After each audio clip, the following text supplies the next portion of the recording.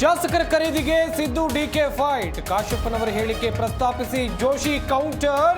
5 ವರ್ಷ ಸರ್ಕಾರ ಸುಭದ್ರ ಎಂದ ಕಾಂಗ್ರೆಸ್.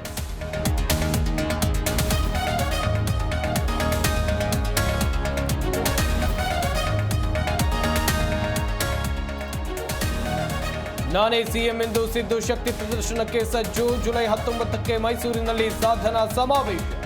ಇತ್ತ ಡಿಕೆಶಿ ದೆಹಲಿಗೆ ನಡೆ ಕುತೂಹಲ.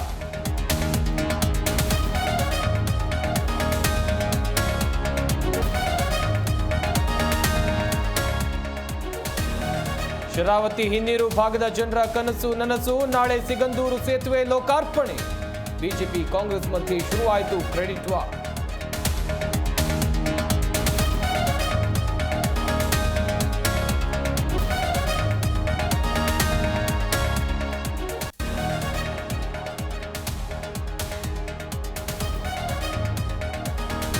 ಎನ್ಐಯಿಂದ 3 ಶಂಕಿತ ಉಗ್ರರ ತೀವ್ರ ವಿಚಾರಣೆ. ತನಿಖೆಯಲ್ಲಿ ಬಯಲಾಗ್ತಾ ಇದೆ ಸ್ಫೋಟಕ ಮಾಹಿತಿ.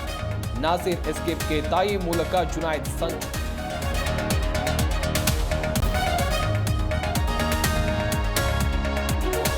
ಟಿಆರ್ಎಸ್ ನಾಯಕಿ ಕವಿತಾ ವಿರುದ್ಧ ಆಕ್ಷೇಪಾರ್ಹ ಹೇಳಿಕೆ. ಮೆಡಿಪಲ್ಲಿಯಲ್ಲಿ ಎಂಎಲ್ಸಿ ತಿನ್ಮಾರ್ ಮಲ್ಲಣ್ಣ ಕಚೇರಿ ಧ್ವಂಸ.